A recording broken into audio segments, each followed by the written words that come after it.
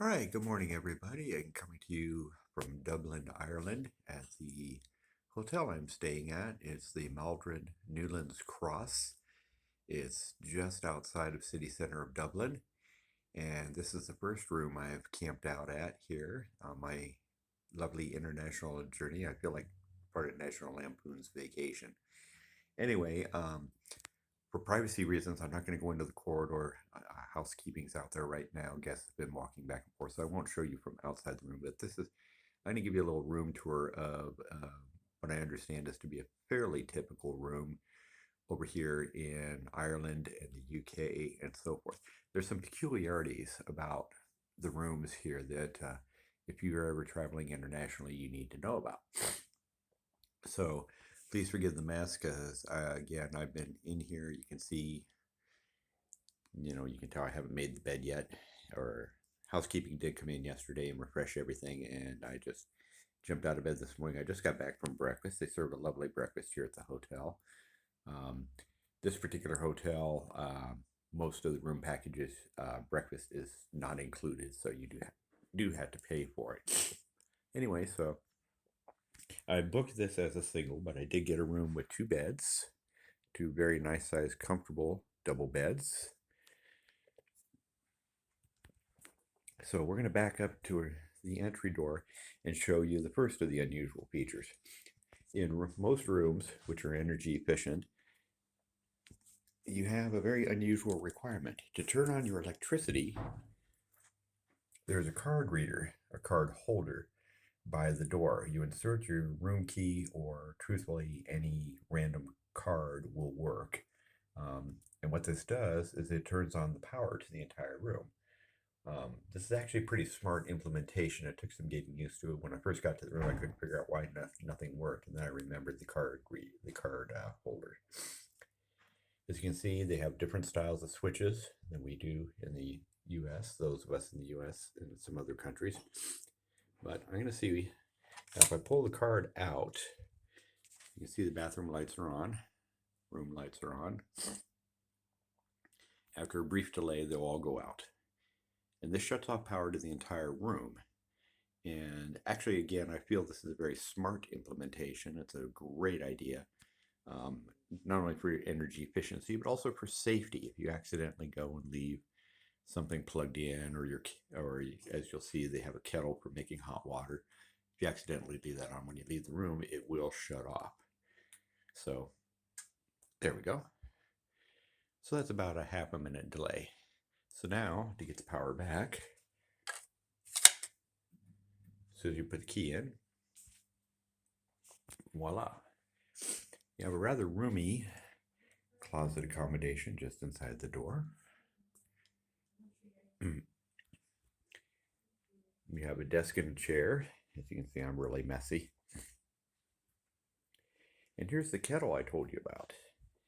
The kettle comes with a selection of complimentary coffees, creamers, and sugars. This other snacks you see are snacks that I bring. By the way, if you ever come over here, look these up. Can I get that to focus? I don't know, where are my glasses?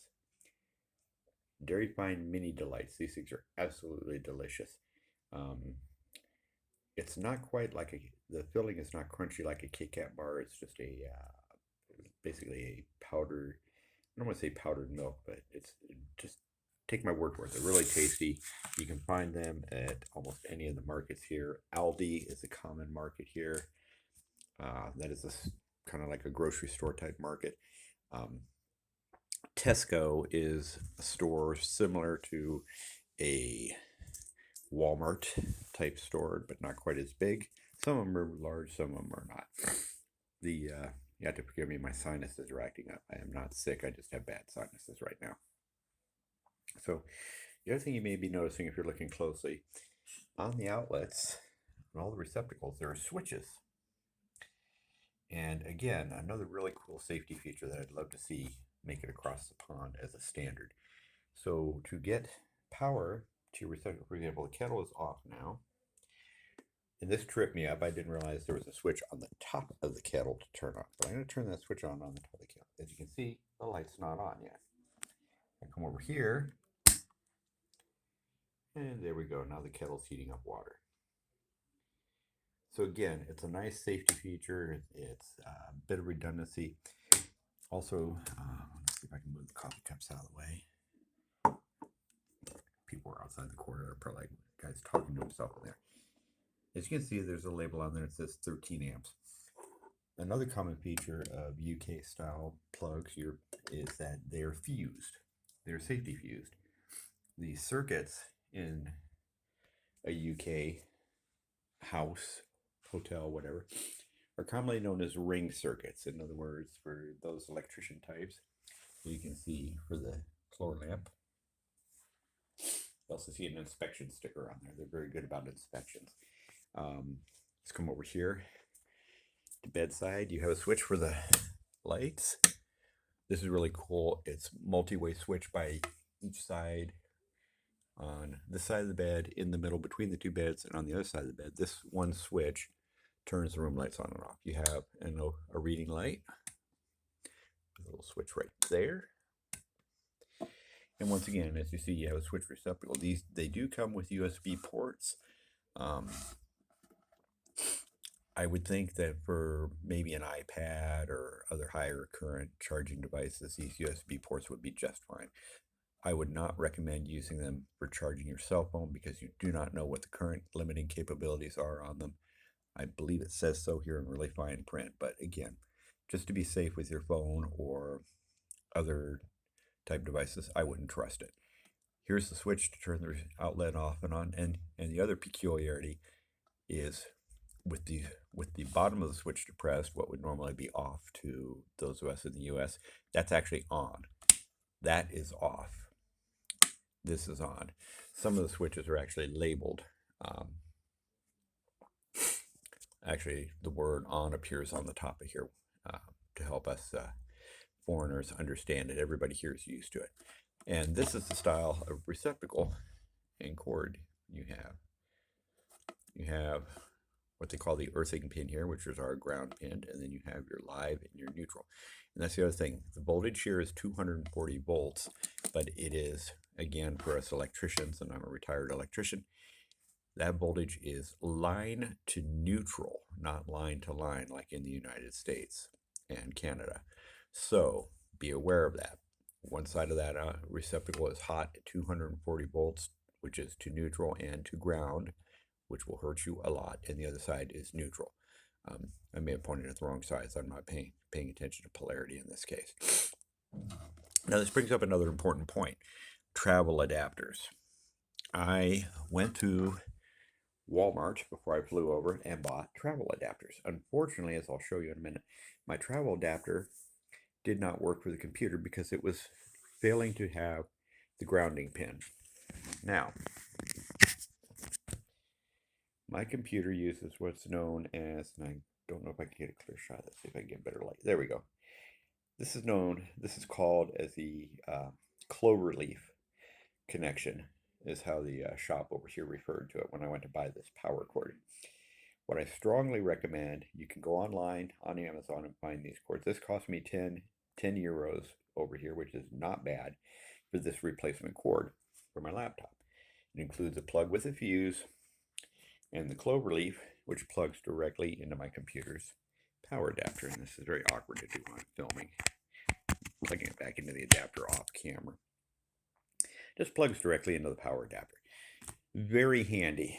I recommend that before you come over, you research the countries you're traveling to, find out what their standard power cords are. And rather than buying a set of power adapters specifically for your computer, it's better just to go ahead and purchase the replacement cord with the compatible plug, because it also gives the extra safety of having that inline fuse. I interrupted myself in my earlier description. Anyway, they do ring circuits here. Basically, all these receptacles all the way around the room. If I do a pan around, a rapid pan, probably going to make everybody seasick. All these receptacles are wired in a continuous loop. It starts at the panel, breaker, what we call a breaker panel. It's known as a consumer unit over here. It starts at the consumer unit, loops all the way around the room, and goes back into the consumer unit and joins literally in a loop configuration. Those circuits are usually breakered at 32 amps. or 16 amps. Either way, for extra safety over here in this area, sorry about the finger in the camera, they often, almost every appliance and device has a fuse in the plug, usually rated at 3 to 5 amps. And that's an extra measure of safety, which again is so important. And I really think it'd be nice to see the rest of the world take over. Now, here's the here's the travel adapter I bought from Wally World. Notice it has the earthing pin, has the hot neutral. Notice something missing. Focus, damn you. I feel like Jamie on Mythbusters. Quack, damn you. Notice there's no sleeving on the bottom half of the pins like there were on the other plug. Back up on the video to see that. That sleeving is another measure of safety. So if you're inserting the plug and you accidentally have your fingertips wrapped around it like so, you're not going to be able to touch the live metal.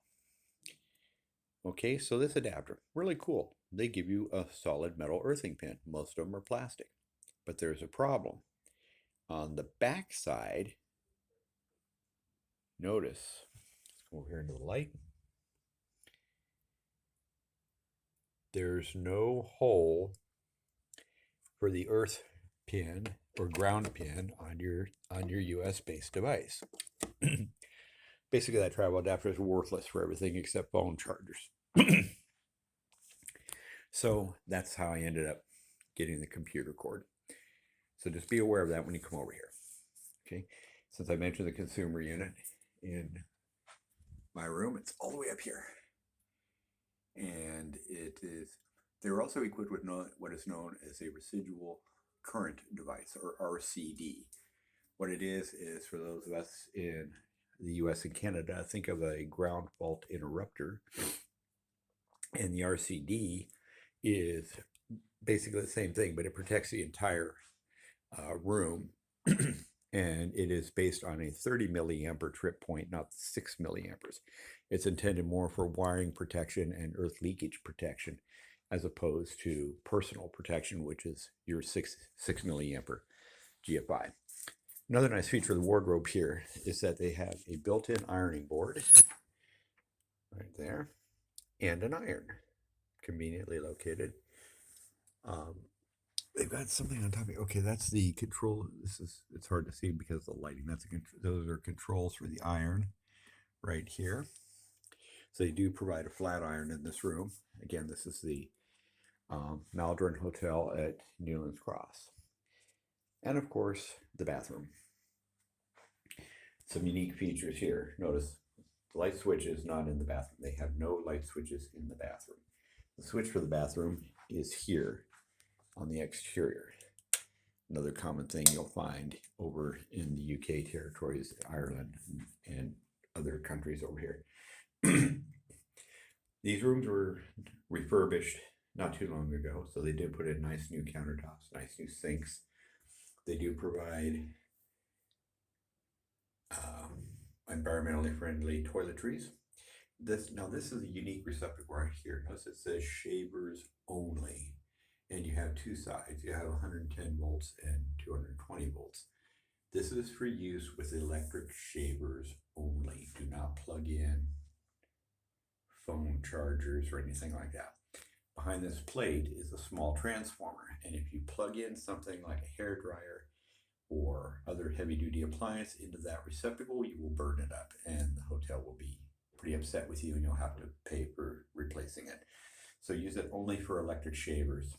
And the plug slot here is more or less universal. It'll take the 2 round pins style. It'll take also the standard US style 2-pin plug. The toilets are unusual here in that the tank, is sometimes called a cistern over here, is concealed. So, and the toilet is mounted directly to the wall. It does not sit on the floor like a standard US design. It's mounted to the wall. Your flush buttons are back here behind the lid. Dual buttons like we have.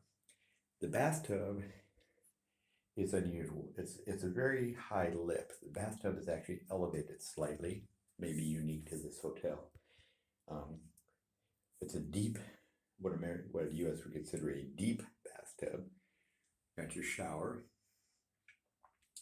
controls. You'll notice the little brass button is missing. And your towel rack is inside the shower. Again, this may be something unique to this particular hotel to save space. The water pressure here is excellent, and I will tell you the water here in Dublin is just outstanding. It is very clean. It has a pleasant taste to it. It's certainly drinkable, and when you take your shower, there's plenty of pressure and force. The shower head is fantastic, and you have plenty of hot water. Another minor drawback to this hotel, the TV is really small.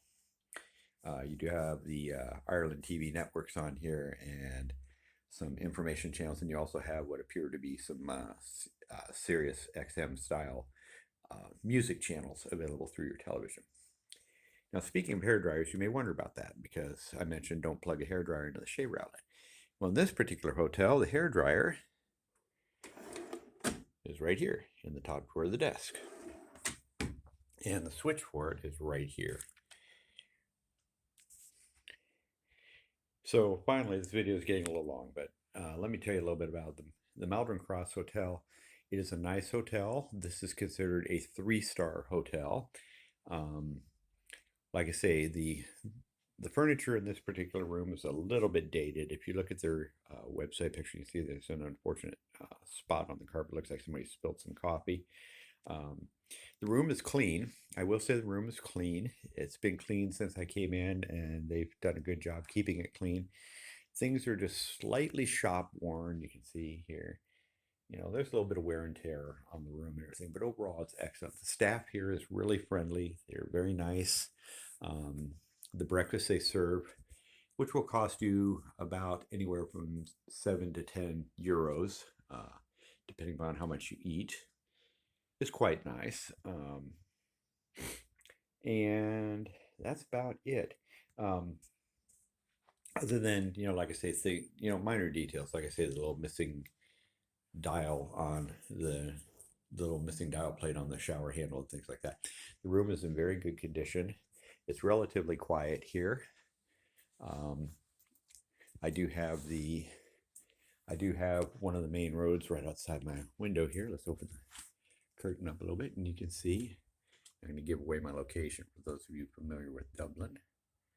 That's the view outside the window. They got a nice little center across the street here. We got Chinese restaurant, Pandini's. What else is over there? Looks like there's a hair salon, solicitors, which is an attorney's office. There's a barber shop directly straight ahead of us here. I can just stop talking for you. Just let some cars go by. You basically do not hear anything from the road. As you can see, it's a little overcast and gloomy today. Irish weather, as will be at the Isle of Man. I'll do a review of my Isle of Man hotel room when I get over there next week. But the weather over here, remember where you're at. You're in between the Atlantic Ocean and the Irish Sea and a couple of other, we're literally on an island here. So you get the coastal weather. Those of you familiar with coastal California can relate. We do get overcast. My first morning here, it was raining, not heavily, but it was raining in the morning and somewhat chilly. And then by afternoon, it was sunny and warm. So the weather does change. Pack a backpack. I strongly recommend if you're traveling over here and you do like I do. I've been doing a lot of walking and running around, and pack a backpack. Can't see it in here, but keep your jacket in here, keep a sweatshirt, keep a light shirt, a t-shirt with you so you can change. Just basically layer, because you're going to have to change throughout the day to adapt to the weather. But overall, it's been very pleasant. The people here in Ireland are extremely pleasant. Met all kinds of random folks on the bus. When you're in downtown Dublin, city center where all the pubs are, expect a little bit of lunacy, some drunks even in the early part of the day and so on. After all, this is a drinking country. Brief commentary about food. if you're over here in Ireland, do not, if you're a tourist like myself, on holidays, they say, do not go to McDonald's, Burger King, KFC. Yes, they have them all over here. Don't. Just simply don't. Don't waste your time. Don't waste your money. You can get that crap food over in the US. Go to the pubs. You will get the most awesome food at the and great deals. The food is absolutely delicious here. I have yet to have a really bad meal. The only meal I could say that was slightly below par is I had a dry aged steak. Oh, I'm gonna sit down here in the hotel restaurant. And to be fair, the pub was extremely crowded. They had the international football finals, soccer for us U.S. Cretans. The final was on television last night, and so the place was just jam packed. So I think, just the rush to get food out, the standards might have slipped a little bit. Gordon Ramsay wouldn't have been too happy. The steak was okay, but nothing to really crow about and say, "Ooh, I got to blog this as part of my trip." But it's still cool. It's still nice over here. But yes, definitely try the local delicacies. I'm working myself up to trying the blood pudding, which I understand is very, very good. The description of it is extremely gross, and yes, it is actual like blood. Um, and so it's just one of those things I have to work up to. But otherwise, it's you know don't bother with the Americanized food as you saw across the street, maybe on the restaurants. There's like a Chinese restaurant and so forth. Try to stay away from that. Try to get local. Try to get local fare. Um, One of the most excellent things I had it day before yesterday at a pub in city center, and that was the beef and Guinness stew. It tastes better than it sounds. It sounds terrific and it tastes even better. They serve it over two generous helpings of mash, which is mashed potatoes for us, but their mash here is a very basic mash, not overly buttered and seasoned. It's just beautiful potato taste. And by the way, those who know me know that I'm from Idaho, where we supposedly have the best potatoes. Another secret I'm giving away on this video. If you go to Idaho, do not expect the best tasting potatoes because, as told to me directly by a potato farmer, all of their really good crop, their prime crop, that what they call their A and B grade potatoes, all get exported. The C grade potatoes, which is what they make frozen French fries and so forth with, that's the stuff that ends up in the markets in Idaho. So if you want great potatoes, don't go to Idaho to buy them. You'll be disappointed unless you go directly to a potato farm during harvest, and then you can get a hold of it. Anyway, that's it. This video is running along, but hope you enjoyed the little tour and the little explanations of things. I'll be trying to catch as much video as I can at the Isle of Man. I'll try to catch some of the race action in person, but be aware that I am super excited to see the race, and I'm probably going to totally forget to video a lot of it. But I will give you some really cool video from the Isle of Man as well. Anyway, y'all have a good one, and we'll check in with you later.